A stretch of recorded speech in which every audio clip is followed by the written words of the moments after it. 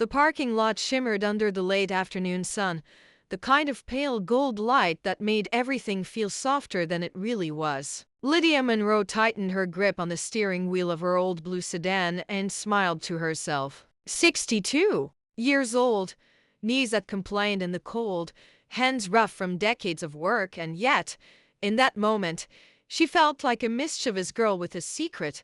On the passenger seat sat a plastic container wrapped carefully in foil. Inside was a chocolate cake, still warm, the kind she used to make when Javier was little. Chocolate, extra frosting, just the way he loved it. She hadn't baked in months. Her bag didn't tolerate the kitchen the way it once had. But that morning, she'd woken up with a thought so simple it felt like joy. I'll surprise my son. She spotted his silver sedan tucked into a corner of the lot behind the office building. Seeing it made her chest swell. Look at him, she thought. My boy. A lawyer. A man with a real office and a real life. Pride always came first. Even now, then the idea came to her. It was silly. She knew that. But it made her laugh out loud alone. In the car, she would hide in the back seat. Just for a minute. Pop up when he opened the door. Scold him gently for not locking his car. Hand him the cake like a prize. The sedan was unlocked. She slid inside quietly, eased herself into the back seat, and crouched low behind the headrests. The smell of Javier's cologne lingered in the air, clean, expensive, unfamiliar. Lydia pressed the container against her chest and waited. Time stretched. Every footstep echoed louder than it should have. Her heart beat fast, not from fear, but from anticipation. She imagined his startled laugh, the way his eyes would crinkle just like his father's used to. The driver's door opened. Javier climbed in, humming softly. Lydia's smile widened. Then the passenger door opened too. A woman slid into the seat beside him. A tea first. Lydia relaxed. Raquel, she realized. Her daughter-in-law. That was fine. Sweet even. A married couple leaving work together. She adjusted her grip on the cake, waiting for the right moment. Then Raquel spoke. Her voice wasn't warm. It wasn't casual. It was low and sharp, like a blade drawn slowly from its sheath. Are you sure no one will question it? Lydia's smile froze. Javier sighed, the sound impatient. We've been over this 1,000 times. It'll look natural. Natural. The word echoed inside Lydia's head as if the car itself had whispered it back to her. A fall. Javier continued. Old stairs. Old house. Women her age fall all the time. Lydia's lungs stopped working. Raquel let out a breath. Almost a laugh. Good. Because once it's done, everything finally moves forward. The world tilted. The parking lot vanished. The cake pressed painfully against Lydia's ribs. What about the house? Raquel asked. We sell it. Javier said without hesitation. 200 grand easy. Plus her savings. And the insurance. Insurance. Lydia felt something tear inside her. Slow and deep. Her son's voice was calm, businesslike, nothing like the boy who used to crawl into her bed after nightmares. And your uncle? Javier asked. Raquel snorted. Desperate. He's in. He thinks your mother's been selfish long enough. Selfish. Lydia bit her lips so hard she tasted blood. Images flooded her mind. Scrubbing strangers' floors before dawn, selling her wedding ring, skipping meals so Javier could eat. The word felt obscene. The conversation went on. Details, timelines, certainty. Lydia shrank deeper into the shadows, her body trembling, her heart breaking in a way no scream could express. She prayed they wouldn't turn around. She prayed she wouldn't sob out loud. When the doors finally opened again and their footsteps faded, Lydia stayed hidden. 10 minutes passed. Maybe more. She didn't know. When she finally emerged from the car, the sun felt harsh, almost cruel. Her legs barely held her. The woman who walked back to her own car was not the woman who had arrived with a cake and a smile. That mother had died quietly in the back seat, and something else harder, colder, and far more determined had taken her place. Lydia drove home without truly seeing the road. Traffic lights changed colors, horns sounded somewhere far away, but everything felt distant, muted, as if she were underwater. Her hands clutched a steering wheel so tightly her knuckles Burnt. She didn't turn on the radio. Silence was loud enough. By the time she pulled into her driveway, the sun was already sinking, casting long shadows across the small house she'd lived in for 3 decades. The old house, Raquel had called it. Lydia sat there for a moment, engine idling, staring at the cracked concrete steps, the crooked railing Javier had once fixed with his own hands as a teenager. She wondered which step they had decided would end her life. Inside, the house smelled faintly of lemon cleaner and something sweeter vanilla from the cake she never delivered. She set the container on the kitchen counter with care, like it might shatter if handled roughly. Her legs finally gave out, and she sank into the chair by the table, the same table where Javier used to do his homework while she cooked. She didn't cry right away. Shock wrapped her in a strange calm. Her mind replayed the conversation over and over, every word carved into her memory. Javier's voice was the worst part, not angry, not desperate, just decided, as if her life were an inconvenient obstacle he'd already stepped around. That night, Lydia lay in bed staring at the ceiling, tracing cracks she'd never noticed before. Sleep refused to come. Instead, memories did. She saw herself at 27, holding a newborn Javier in a cramped hospital room that smelled of disinfectant and fear. She saw Robert's tired smile, the way he kissed her forehead and whispered, "We'll be okay."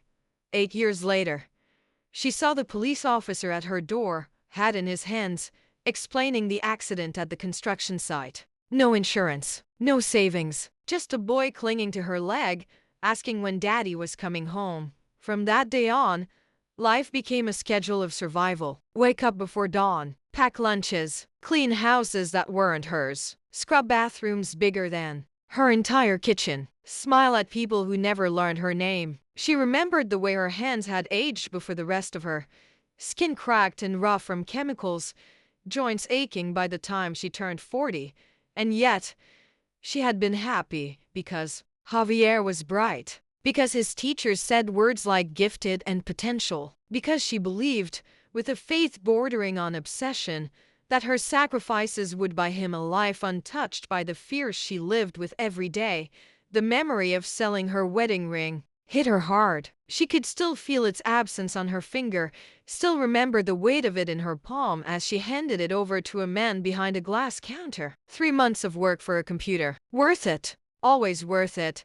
Now that same boy had calculated her worth in neat numbers. At dawn, Lydia rose from the bed feeling older than she ever had. She brewed coffee she didn't drink and stood at the kitchen window watching the neighborhood wake up. Sprinklers clicked on. A man walked his dog. Life went on, ignorant of the fact that somewhere in this quiet street, a mother had learned she was scheduled to die. She didn't call anyone. Not the police. Not friends. Shame wrapped around her throat like a hand. Who would believe her? "My son wants to kill me" sounded like madness, not truth. Instead, something else began to form inside her, a question, sharp and persistent. How long has this been going on? She thought of Javier's recent questions, the casual mentions of stairs, of insurance, of her savings. She thought of Raquel's polite smiles that never reached her eyes, of Alvin's bitterness. Patricia's comments about money. Pieces slid into place with sickening clarity. By mid-morning, Lydia made a decision that felt both terrifying and necessary. If she confronted them now, they would deny everything. Worse, they might move faster. No. If she was going to survive this, she needed to see the whole picture.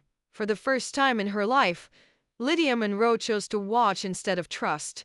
And in that quiet kitchen, with sunlight creeping across the floor, she promised herself one thing: they will never see me coming.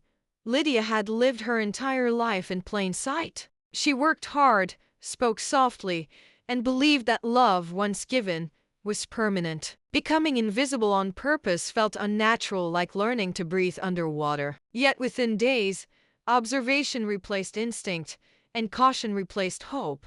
She started small. When Javier and Raquel visited that week, Lydia greeted them with the same gentle smile she had worn her whole life. She offered coffee, asked about work, nodded at Raquel's stories about brunches and shopping trips. Inside, She listened differently now. Every word carried weight. Every pause felt deliberate. "So, Mom," Javier said casually one afternoon, leaning against the kitchen counter, "have you had any trouble with the stairs lately?" Lydia stirred her coffee slowly. "No. Why would I?" "I don't know." He shrugged. "You live alone. We worry." She almost laughed. Instead, she smiled. "That's sweet of you, sweet." The word tasted bitter. After they left, Lydia sat alone in the quiet house and replayed the conversation. Concern had become performance. Love had become a rehearsal. She began following them to tea first. It felt ridiculous, an older woman in an old car parking a block away from luxury apartments and restaurants she never entered. She wore sunglasses even on cloudy days, heart pounding every time she spotted Javier's familiar walk or Raquel's perfect hair. What she saw terrified her. Their lifestyle didn't match reality. Designer bags, five-star dinners, a penthouse apartment with a view that cost more in rent than Lydia's monthly income ever had. Javier earned well.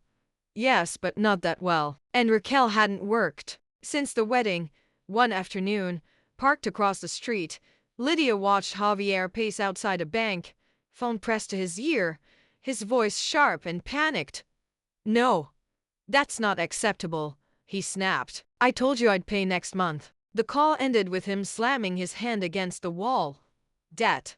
The word settled heavily in Lydia's chest. Her suspicions hardened into certainty a week later, completely by accident. Lydia had taken a temporary cleaning job at an office downtown, one last contract to pad her savings. As she wiped down desks late in the evening, she heard a familiar voice through a half-open door. "Patricia." Lydia froze.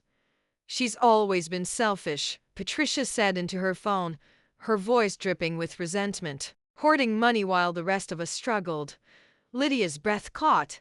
"Alvin says it's time. She won't live forever anyway. Why wait?" The room spun. Lydia pressed her hand against the wall to steady herself. Her own sister-in-law spoke of her death as if discussing the weather. That night, Lydia didn't go home. She drove aimlessly until exhaustion forced her to pull over at a rest stop. Sitting in the car, hands shaking, she finally cried, not loud, but deep. The kind of crying that came from a place beyond sadness, beyond betrayal. When the tears stopped, something else remained. Clarity. This wasn't just desperation. It was an entitlement. They didn't see her as a mother, a sister, or a human being. She was an obstacle, a locked door standing between them and the life they believed they deserved. By the time Lydia returned home at sunrise, her fear had transformed into resolve. She began documenting everything: dates, times, conversations, subtle questions about her health, glances at the staircase, Raquel's sudden interest in her rugs and railings, Javier's insistence on wills and paperwork. And then came the invitation. "Dinner, Mom," Javier said over the phone, his voice unusually warm. "Just us. Friday night. Wear that green dress you like." The line went dead, but Lydia remained seated, phone pressed to her ear. The green dress. The one she wore to special occasions, the one that made her feel visible. Lydia stood slowly and walked to her bedroom closet. She ran her fingers over the fabric, her reflection staring back at her from the mirror. Older, yes, but not weak. "If they think I'm naive," she thought, "I'll let them. Because sometimes survival doesn't come from running, sometimes it comes from waiting perfectly still until the truth has nowhere left to hide." And Lydia Monroe was done being underestimated.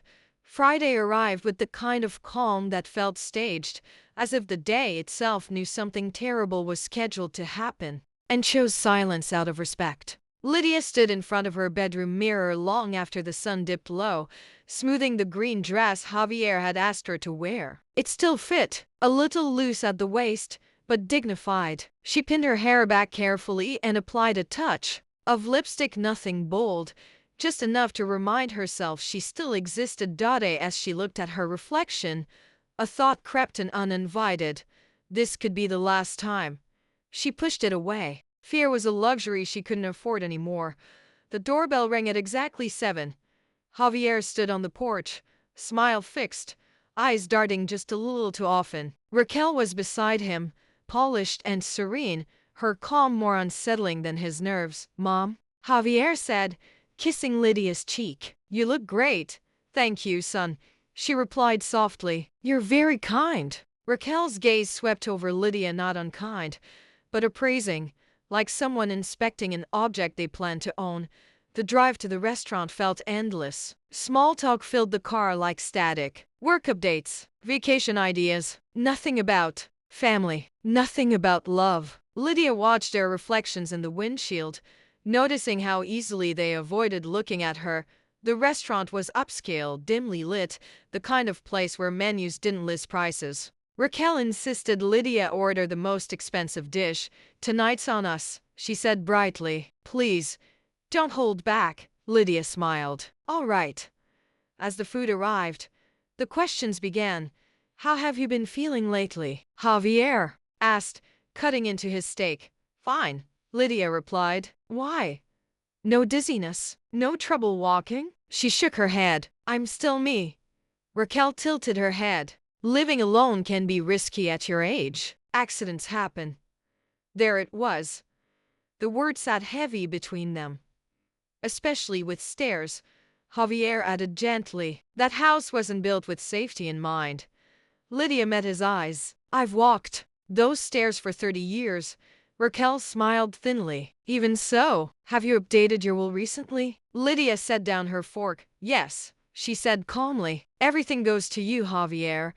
The exchange of looks between him and Raquel was quick but unmistakable. Relief, satisfaction. "Good," Javier said. "Still, laws change. Maybe we should review it." "I could help." The irony nearly stole Lydia's breath. After dinner, they insisted on walking her inside her home. Javier took her arm on the stairs, his grip firm, his eyes scanning each step. Like an engineer studying a blueprint. "This rug's loose," he said. "Could be dangerous."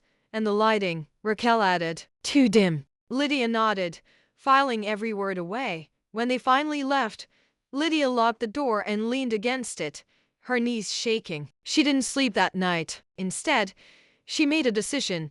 She would not wait to die. The next morning, she walked next door and knocked on Beatrice's door.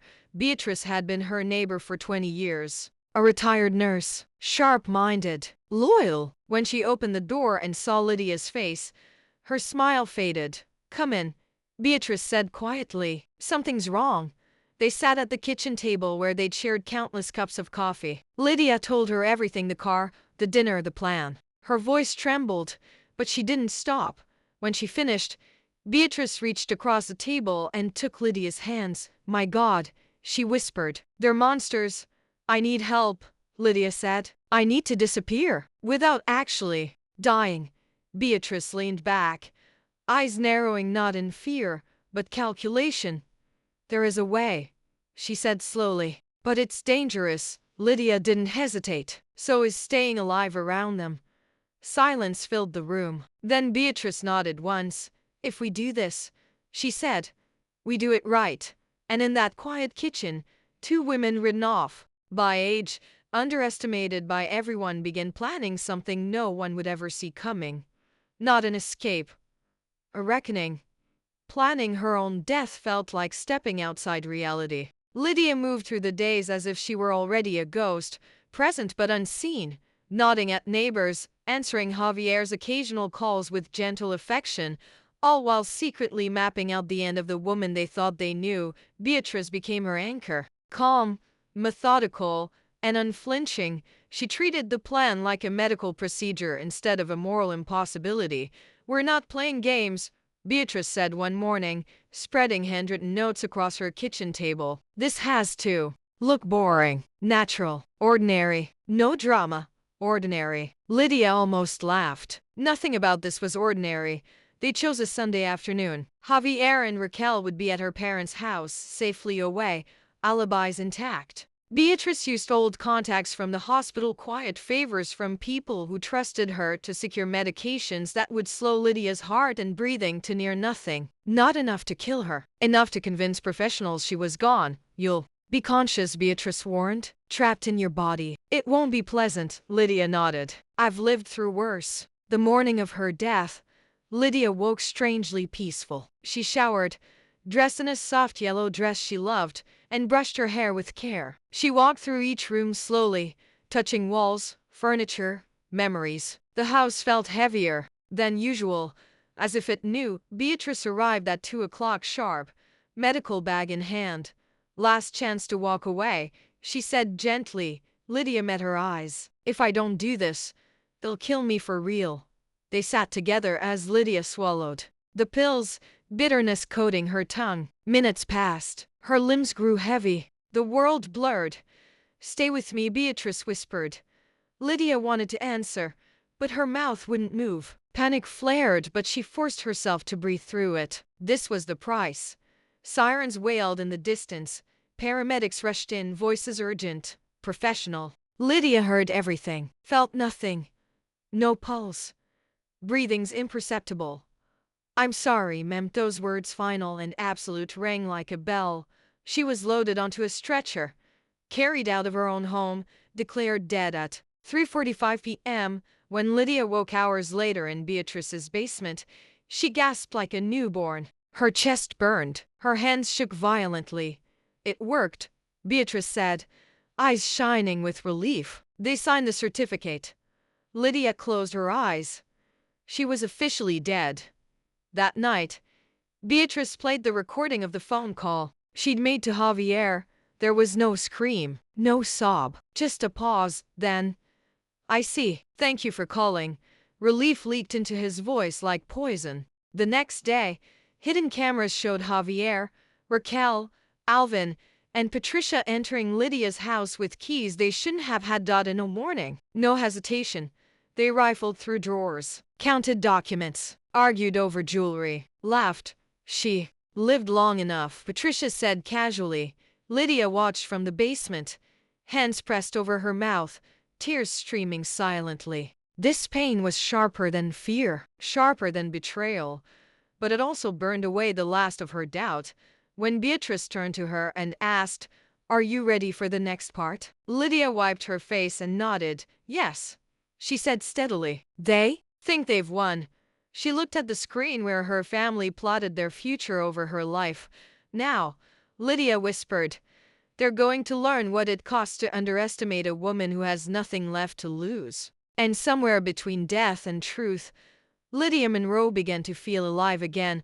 From the shadows of Beatrice's basement, Lydia watched her former life being dismantled piece by piece. The camera feed flickered softly on the laptop screen, its glow illuminating the hard lines now etched into her face. This was her living room, her kitchen, her memories reduced to inventory. Javier sat in her favorite armchair, the one where she used to read to him when he was small. He leaned back comfortably, legs crossed, a folder balanced on his knee. Lydia felt a dull ache at the sight. He looked at home there, too at ease for a man whose mother had supposedly died less than 24 hours earlier. "Let's be efficient," Javier said, his voice brisk, professional. "We don't want this dragging out." Efficient. Raquel moved through the house with open satisfaction, heels clicking against the floor. She opened drawers without hesitation, lifted objects, weighed them in her hands like merchandise. "Most of this is junk," she said flatly. "But the jewelry might be worth something." Patricia laughed. "Sentimental doesn't pay bills." Alvin rifled through Lydia's desk, papers scattering like fallen leaves. "Here," he said. "Bank statements." She kept everything neatly filed like always. Lydia closed her eyes for a moment. Organization had been her shield against chaos, proof that she had control over something in a life that offered so little security. Now even that was being used against her. "How much?" Alvin asked. Javier scanned the numbers. "Savings, 50,000. Insurance, 100. And the house, 200 if we sell fast." Raquel's eyes sparkled. "That covers everything." "Debt's gone. New house. Clean slate. And our share?" Patricia asked sharply. Javier hesitated. "Only a second. A quarter like we agreed." Negotiations continued, percentages, timelines, who got what. Lydia watched as they divided her existence with the detachment of people splitting restaurant checks. Then Alvin noticed the framed family photo on the nightstand. Christmas, 5 years ago. Lydia remembered that day clearly. Cheap gifts too. Much food.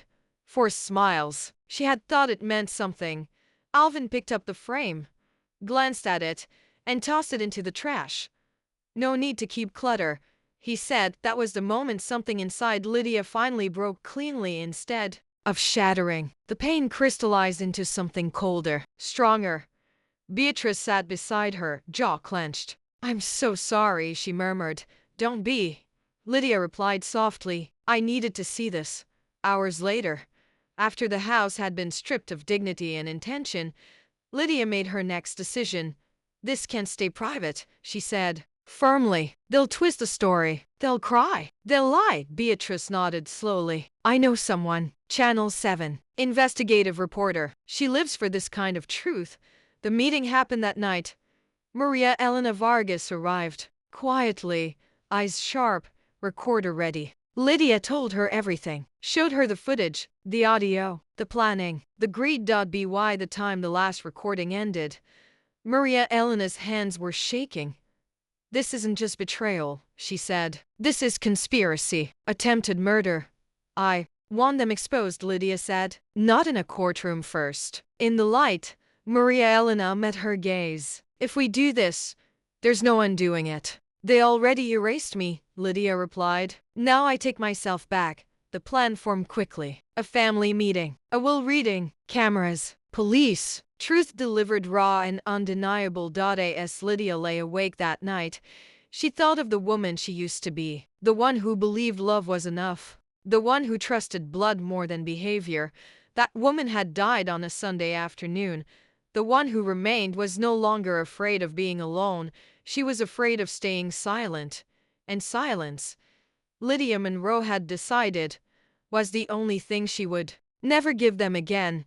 The days leading up to Saturday passed with an eerie slowness, as if time itself were holding its breath. Lydia no longer marked mornings by sunlight or evenings by sleep. She measured time in recordings, in whispered conversations captured by hidden cameras, in the steady accumulation of proof that her family's love had been nothing more than a transaction waiting to close. From Beatrice's basement, she watched them prepare. Javier moved fast. He contacted a real estate agent before her body was even cold, his tone brisk and efficient, like a man closing a deal before someone else could steal it. Lydia listened to him explain her heart attack, sudden, very common at her age, with the ease of someone repeating a rehearsed line. Raquel was worse. She talked about Lydia as if she had been a burden finally lifted. Over coffee with Patricia, she laughed softly and said, "Now Javier can live without guilt, without that constant pressure." Pressure. Lydia had nearly worked herself into the ground to give her son a future, and now her existence had been reduced to emotional weight. That night, Lydia sat across from Beatrice and Maria Elena at the kitchen table, a legal pad between them filled with notes and timelines. 2 police officers were already involved, discreet and serious. A judge had been informed. Everything had to be airtight. "They'll be at your house Saturday at 3, Maria Elena said. "We go live at 3:15. No delays, no warnings." Lydia nodded. Her hands were steady now. Fear had burned itself out. "What do you want to say when you walk in?" Maria Elena asked gently. Lydia didn't answer right away. She thought of Javier as a boy, asleep on the couch with a book on his chest. She thought of the man who had calmly planned her death. "I want them to hear the truth," she said finally, "and I want the world to hear it with them." Saturday morning arrived bright and clear, cruelly beautiful. Lydia dressed carefully, choosing a red dress she had worn once before at Javier's wedding. She applied makeup with precision, not vanity. Intention. This wasn't revenge. It was reclamation. "You ready?" Beatrice asked quietly. "I've never been more ready for anything," Lydia replied. 82:45.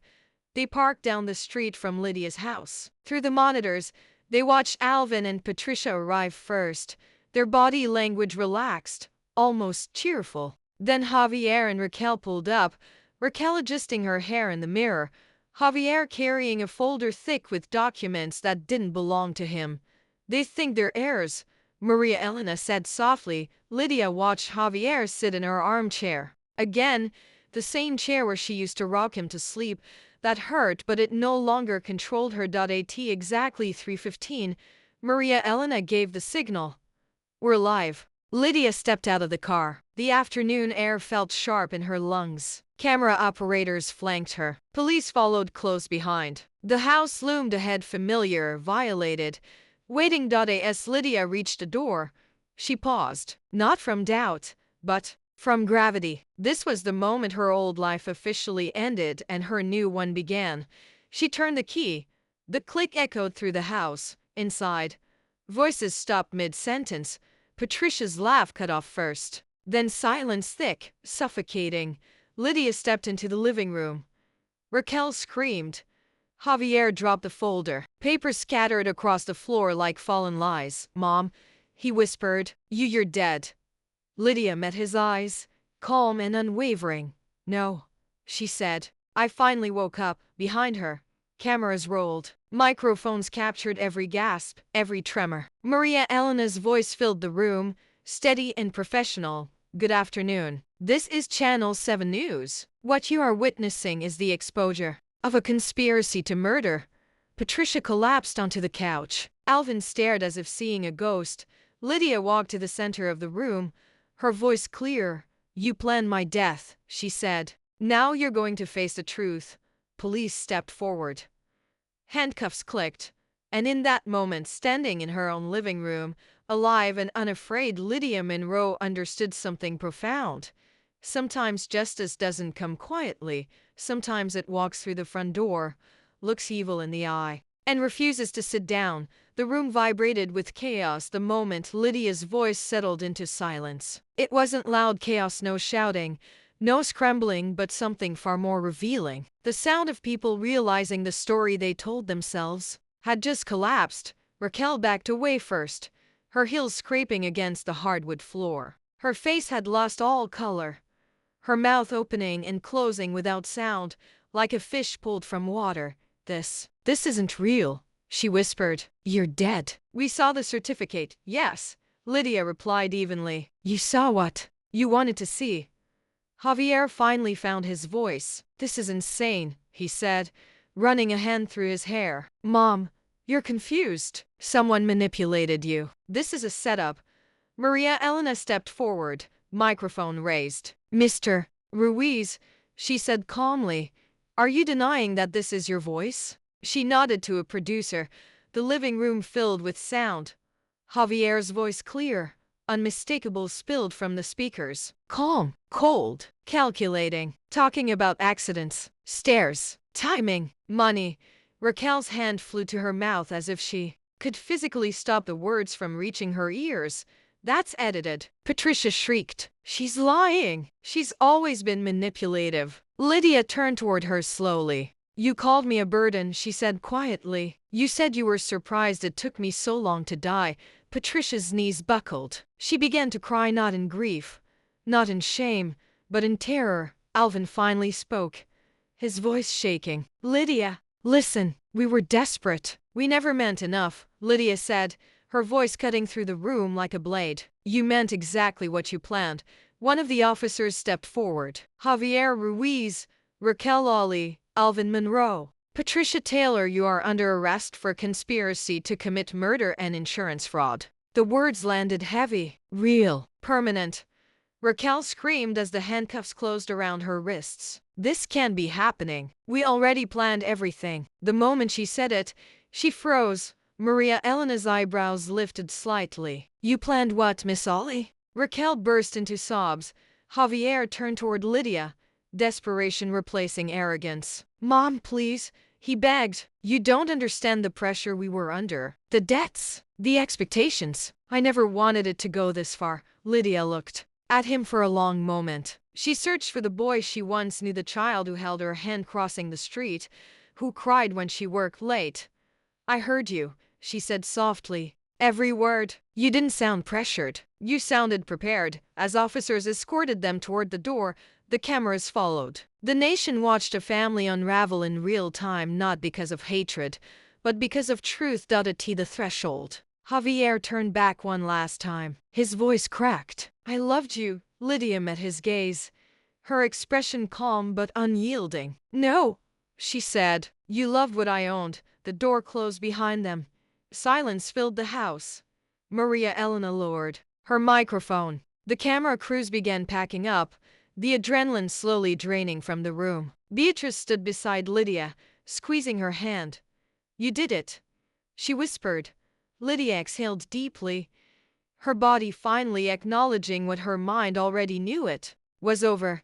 That evening, as the sun dipped below the horizon, Lydia sat alone in her armchair, the same one Javier had occupied while dividing her life. Now it felt different, lighter, reclaimed.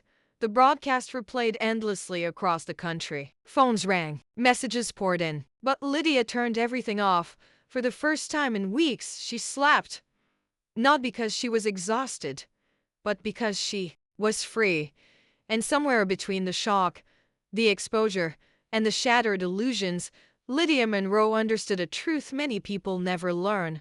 Love that survives only on obligation isn't love at all, and sometimes the bravest thing a mother can do is stop sacrificing herself to save people who never planned to save her. The world didn't slow down just because Lydia's life had cracked open on live television. It sped up. Within hours, her story had a name: the mother who outsmarted death. Cable news panels debated morality. Morning shows praised her courage. Online strangers argued about family loyalty, greed, and forgiveness as if they were discussing a movie instead of a living woman. Lydia watched none of it. She spent the first morning after the arrest sitting at her kitchen table, hands wrapped around a mug of coffee that had gone cold. Sunlight streamed through the window, touching the same floor where police boots had stood the day before. Everything looked normal. That unsettled her more than chaos ever had. Beatrice checked in often, hovering in the doorway like a protective older sister. You don't have to be strong today, she reminded Lydia gently. I know, Lydia said. I just don't know who I am when I'm not surviving. That question followed her everywhere.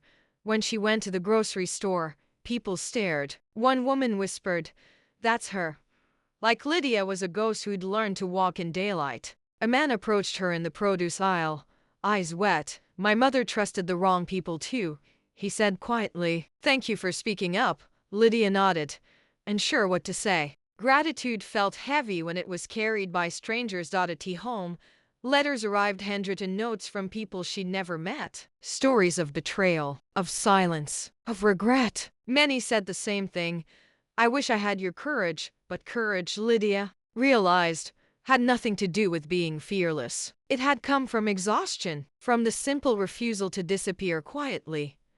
The house, however, carried echoes she couldn't ignore. Every room held a version of herself she no longer recognized. The bedroom where she'd cried alone after Robert's death. The hallway where Javier once measured his height against the wall. The staircase that had nearly become her ending. One afternoon, Lydia stood at the bottom of those stairs, looking up. Her heart beat faster.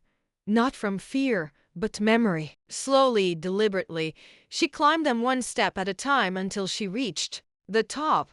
Nothing happened. She laughed then. A short, surprised sound that felt like oxygen rushing back into her lungs. In the weeks that followed, court proceedings began. Lydia attended only once. Seeing Javier in an orange jumpsuit shattered something fragile but necessary. He looked smaller, not remorseful, just stunned, as if consequences were a language he'd never learned to speak. When he tried to catch her eye, Lydia looked away. Not out of cruelty, out of closure.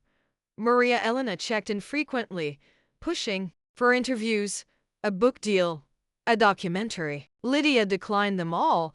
This story doesn't belong to the spotlight anymore, she said. It belongs to me. Instead, she did something no one expected. She sold the house, on her terms, with the money. She paid off what little debt remained and put the rest into something radical, a future she had never planned for herself. A small apartment near the coast, sunrises over water, quiet mornings with no one depending on her survival. The day she moved, Beatrice hugged her tightly. You're starting over, she said. Lydia shook her head, smiling softly. No, I'm starting for the first time, on her first night by the ocean. Lydia sat on the balcony wrapped in a blanket, listening to waves crash against the shore. The sound felt steady, honest, uncomplicated. She thought about the woman she had been, the one who believed endurance was the same as love, the one who mistook self-erasure for devotion. That woman had done her best, but she didn't need her anymore. As the moon rose over the water, Lydia whispered something into the night, not a prayer, not a vow, but a truth she was finally ready to claim. I am allowed to live for myself, and for the first time in her life, the future didn't feel like something she owed someone else. It felt like something waiting to meet her. Life after survival required a different kind of courage. Lydia learned that slowly, the way one learns a new language through repetition, mistakes, and long silences filled with listening. Her apartment by the coast was small but intentional. White walls, open windows, nothing she didn't choose. For herself, every morning, she woke to the sound of waves instead of alarm clocks, sunlight spilling across the floor like a quiet invitation. No one needed her to prove her worth before breakfast. That alone felt revolutionary. 81st, she didn't know what to do with the freedom. She found herself standing in grocery store aisles too long, staring at choices she'd never allowed herself to consider. Brand name coffee, fresh flowers, fruit she liked instead of what was on sale. Each small decision carried a strange mix of guilt and wonder. Beatrice visited often, always bringing laughter and a little chaos with her. You don't flinch anymore, Beatrice observed one afternoon, as they walked along the beach. You used to carry your shoulders up around your ears. Lydia rolled her shoulders experimentally. I didn't realize how heavy fear was until I put it down. She began volunteering at a local community center, helping older women navigate finances, paperwork, and medical forms. Not as a savior, just as someone who understood how easily trust could be weaponized. One woman, Margaret, squeezed Lydia's hand after a workshop. You remind me that it's not too late, she said. That stayed with her. 80 night, memory still surfaced. Javier's voice, Raquel's laughter, Patricia's cold certainty. Some wounds didn't vanish. They learned how to rest quietly. Lydia no longer fought them. She acknowledged them, then returned her focus to the present, to the hum of the refrigerator, the distant ocean, her own steady breathing. Healing, she discovered, wasn't dramatic. It was boring, gentle, repetitive. Court proceedings continued in the background. Sentences were handed down, appeals denied. Lydia didn't attend the final hearing. Closure didn't require witnessing punishment. It required peace. One evening, Lydia received a letter forwarded from her old address. Javier's handwriting filled the page, shaky, uncertain. I don't expect forgiveness, it read. I just want you to know I think about what I did every day. Lydia folded the letter carefully and placed it in a drawer she rarely opened. Not to preserve it, to release it. Some stories didn't need replies. Instead, she wrote her own longhand in a blue notebook she carried everywhere. Not for publication, for clarity. She wrote about the young widow scrubbing floors before dawn, about the mother who believed sacrifice guaranteed love, about the woman who staged her own death to save her life, and about the older woman now sitting barefoot on a balcony, watching pelicans skim the water, finally unafraid of being alone. On her birthday that year, Lydia bought herself a cake, chocolate. No inscription, no shared obligation, just candles and silence and a wish she didn't speak out loud, because for the first time, her future didn't need permission. As she blew out the candles, Lydia smiled, not the polite smile she'd worn her whole life, but a real one, the kind that came from acceptance instead of endurance. She was no longer defined by what she survived. She was defined by what she chose next, and for the first time since she could remember, Lydia Monroe felt something that had once seemed impossible. She was at home in her own life. The ocean never asked Lydia who she used to be. Each morning, it arrived the same way, steady, patient, unconcerned with her past. Waves rose and fell without apology, without memory. Watching them became her quiet ritual, a reminder that life did not owe explanations to anyone. On a cool autumn morning, Lydia walked barefoot along the shoreline, the sand cold beneath her feet. She had learned to love mornings again. Not the frantic, survival-driven mornings of her old life, but these slow, open, honest mornings where nothing waited to be endured. She passed a young couple arguing softly near the water, a mother chasing a laughing child, an older man sitting alone with a fishing pole and no intention of catching anything. Ordinary moments, sacred moments, life happening without spectacle. For so long, Lydia had believed meaning came from sacrifice, from giving until there was nothing left, from proving love through exhaustion. That belief had nearly killed her. Now she understood something different. Love that requires your disappearance is not love. Family that feeds on your silence is not family. And survival that costs your soul is not living. At the community center. Later that day, Lydia spoke to a small group of women seated around a folding table. Some had gray hair like hers. Some carried the tired expressions of people who had been holding their breath for decades. You don't have to burn your life down to start over, Lydia said gently. Sometimes you just have to stop setting yourself on fire to keep others warm. One woman wiped her eyes. Another nodded slowly, as if something long buried had finally been given permission to surface.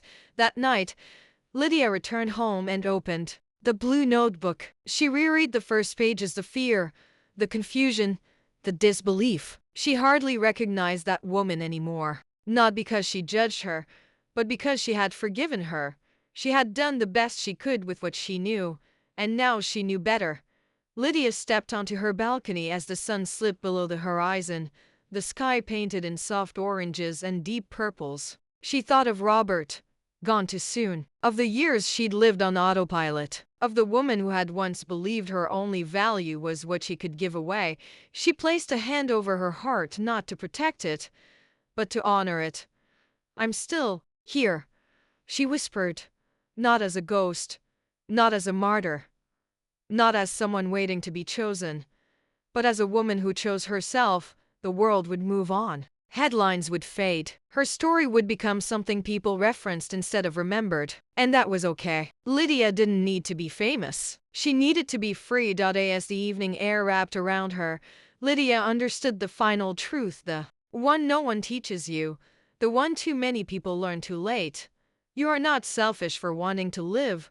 You are not cruel for setting boundaries. And you are not weak for walking away from people who would destroy you to feel powerful. Life does not reward endurance alone. It rewards awareness. And sometimes, the most courageous thing you will ever do isn't forgiving the people who hurt you. It's refusing to die for them.